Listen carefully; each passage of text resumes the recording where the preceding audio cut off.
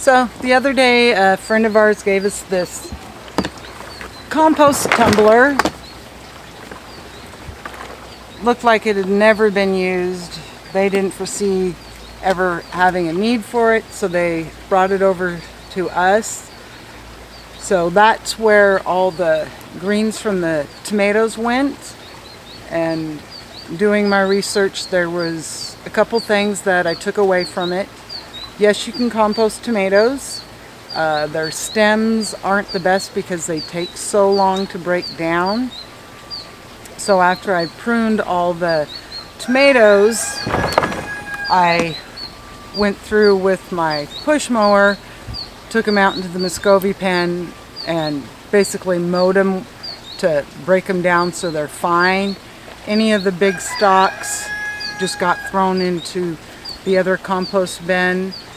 And the second thing I gleaned from my research is if you don't want it in your garden, don't put it in your compost. Hence the reason all the squash that had the powdery mildew went to the burn pile, because composting won't get rid of the powdery mildew. It actually just puts it back into the soil, and you have a continual issue. I'm wondering if that's what part of the issue is some of the soil that we got to amend these beds, because we bought it from a local place, as if they had stuff that, like, they had a big old pumpkin patch or something that was powdery mildewy, and they just thrown it into their compost pile, and that gave us the powdery mildew issue. So definitely will be next year taking a little better watch on that. But in here I've got some kitchen scraps, I've got shavings, I've got chicken manure, I do have some grass clippings, I have the tomatoes that I put in here. So it's about, they said you want to have about 75% dry mix brown to a 25% green mix. So the green mix being the kitchen scraps, the little bit of grass clippings that I threw in here, and the tomatoes. So hopefully before fall gets here, or the really cold, we will have some homemade compost to start amending our beds with. So yeah, really excited about this. I know right now it looks like it's in a shady spot, and they said it should be in a full sun spot, but where it's at, it gets all morning sun and then gets sun in the afternoon, and so far it's getting hot and doing what it's supposed to be.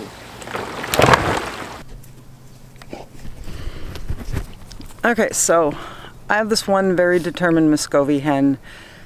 She's one that hasn't hatched anything out this year. She kept trying to have nests in and around the chicken coop and kept getting kicked off her nest.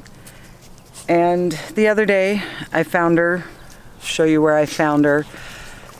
And the boys have been away from her for about 4 to 6 weeks, so I know her eggs are no good. So I was like, yeah, I gotta go collect those eggs, just haven't got there.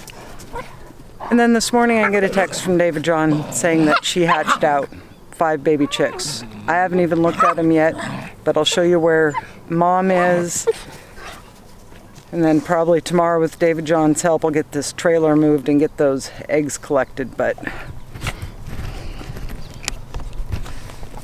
mom is back here underneath this trailer.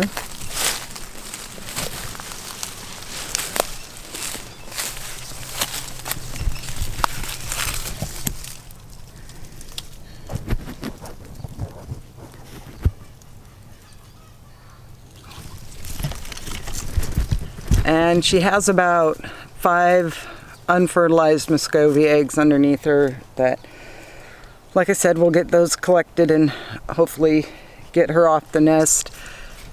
So let's go look at the babies. Okay, so David John put them in here. Oh, look.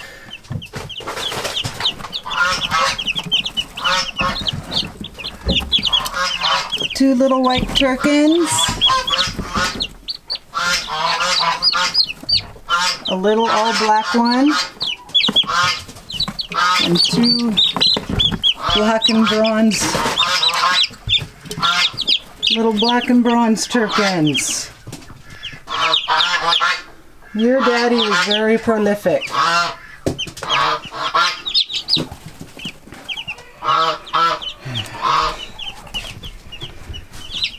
But the main reason I'm assuming David John took the babies from her was they were probably running around without her.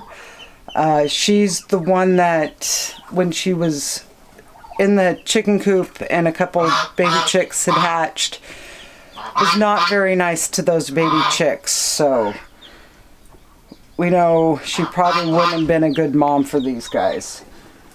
So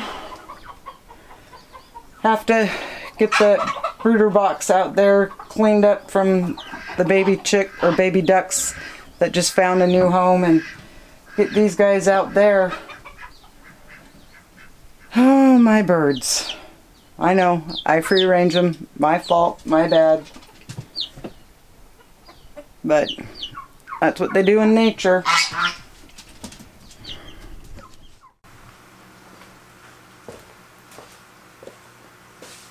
Okay, so I've gone through and done a tomato harvest for my third really big one, and this was the biggest one that I've got.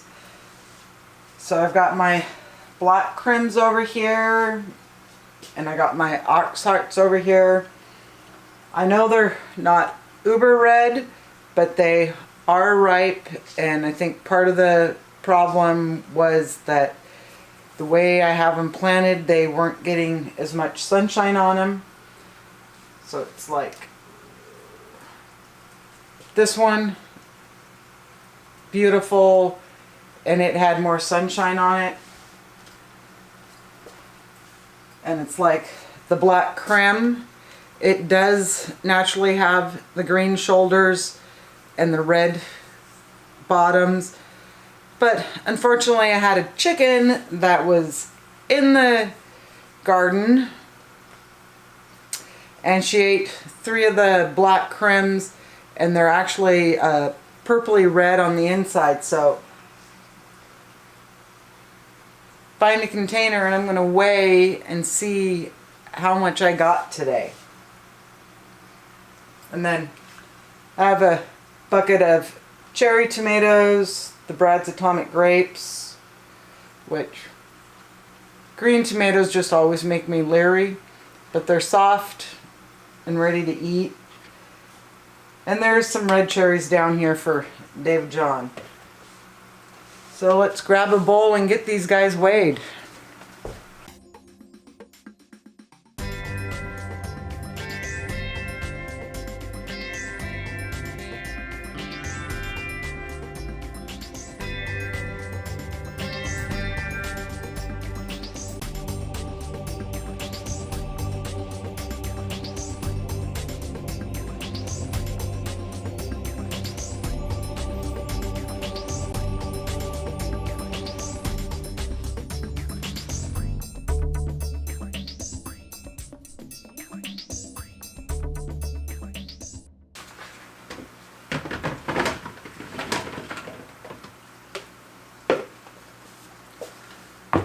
£4,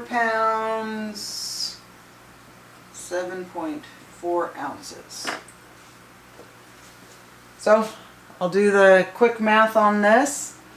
And what I've been doing with my tomatoes as I get them is I've been coring them, doing an X on them, and throwing them into, and I'm going to show you this here in a second, our new freezer.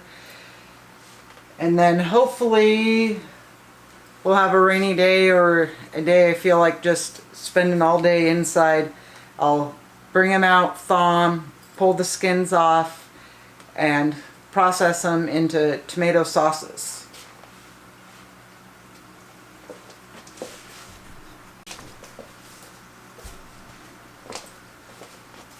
Okay, so today's harvest wound up being 32 pounds, 11 ounces of tomatoes. So I'm going to go through, get these guys cored and scored, and I'm going to put a bunch of them in just my roasting pan and the rest in Ziploc baggies.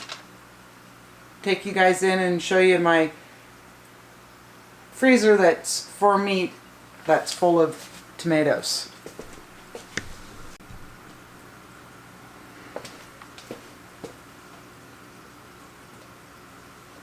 So I've just been going through, cutting out the core, scoring there. Whoa. Go that way. And this one has got this kind of, because it was an emaciated blossom, kind of got this funky spot. So I will do a little more trimming of that to, because you don't want to have any of this stuff in your spaghetti sauce. So when you're going through, you want to definitely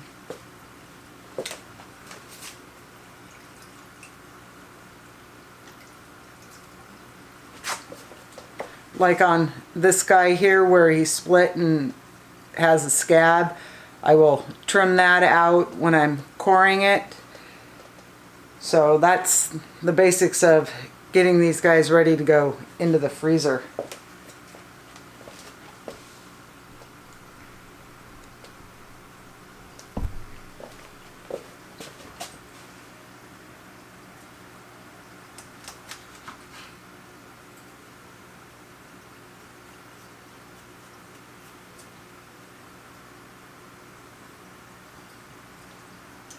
So on this one I pretty much just cut him in half.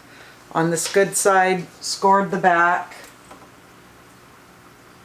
I'm just going to trim out this kind of funky spot.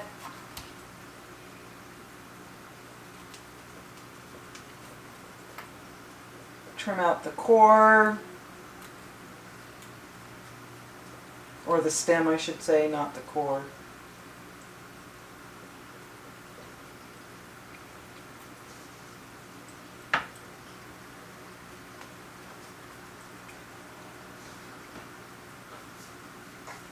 So basically this part is going to be good for making spaghetti sauce. This part is going to be good for making breakfast in the form of chicken eggs. So like I said, we did get one of the Elusive Beasts, and if you're like everyone else in the United States trying to get a freezer, we were lucky enough, we were able to pick up this almost 20 cubic foot Whirlpool that at the moment is full of, here let me pull you off so I can show you. At the moment is full of tomatoes, a couple smoked sausages, and I did go through and grate some zucchini, did them in 2-cup bags, got some purple beans chopped up ready in small bags in there. But I figure I've got about 100 pounds of tomatoes in here already, have at least that much more out in the garden. Another thing I did when I was taking my hiatus is I did a bunch of canning. Show you guys what we did and created. And I need to get a shelf for all my canned goods. But down there and on the other side of the shelf is a bunch of stuff I created, and I used to can about 15 years ago, quite a lot. Kind of got out of the habit of doing it, and now I'm back into it. I have done it, but it's been a while. So this is jalapeno pear jelly that I didn't quite get enough pectin in, but Darla and Ian said it makes amazing syrup.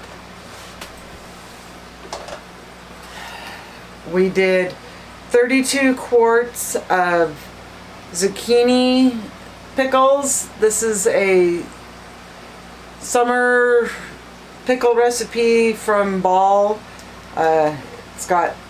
We added red pepper flakes to it, so it's a little spicier. And it kind of tastes like a bread and butter pickle.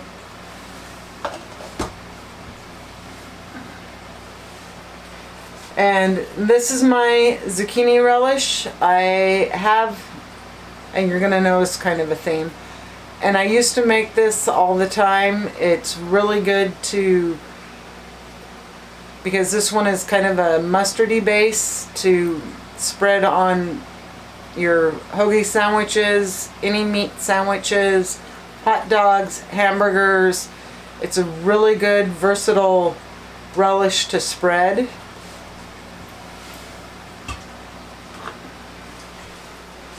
I made raspberry, a bunch of homemade. The raspberries are from our place, but I did have to purchase jalapenos. But raspberry pepper jelly, that's really good mixed with cream cheese on bagels, and also just with crackers.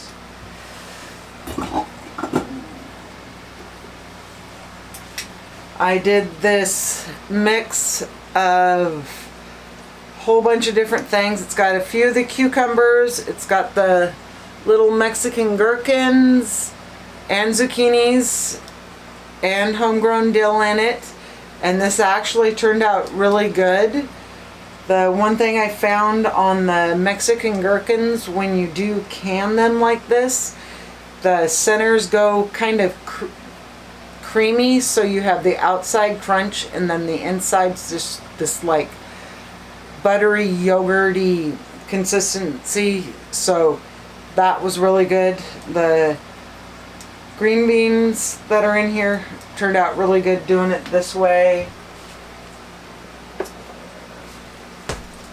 And then I did jalapeno pepper, the pepper jelly. It's got a few jalapenos in it, but most of the peppers that are in it are from our place, and it's got a bunch of the black Hungarian, so they are spicy, because we had friends over the other day and tried this, and it was really good mixed with the cream cheese. And instead of just pouring it over the cream cheese like most people do, I mixed it into the cream cheese. Probably would do a little less mixed into the cream cheese, because the cream cheese was kind of runny. But next time I'll do like half a jar mixed into the cream cheese, because every time I've ever had the hot pepper jelly with the cream cheese and crackers, the cream cheese is always hard. Everyone scoops up all the pepper jelly, and then you're left with a lump of cream cheese. So next time I'll probably just mix a little bit in with the cream cheese, form it, let it chill, and then pour the rest of it over the top of it. So that's what we've been doing for canning wise. As you know, I'm going to be doing a lot of tomato processing, but we did do some fresh pickled stuff. We fresh pickled the cauliflower and broccoli, and let me grab that out of the other refrigerator.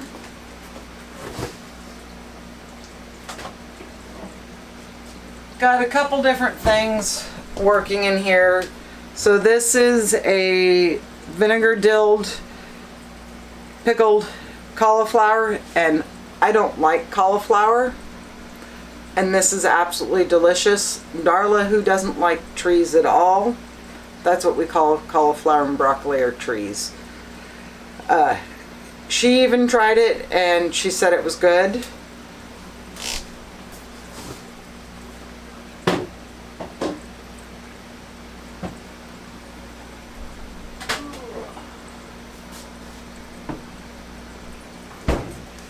I have two other things I did. This is a refrigerated pickled green beans, and as you can kind of see, it's got a pinky color. These were the purple pole beans. The vinegar kind of bleached them out so they look like green beans again. And David John is doing a mix of all different kinds of vegetables in a dill mix, so should be pretty good. So other than looking out on the outside of the house down here, our little personal area, that should just about cover in the last 3 videos what we've been doing, what we've got accomplished, what everything's looking like. So I hope you all have a good day and a good week, and my funny farm life continues on, and I'll talk to you later. Bye for now.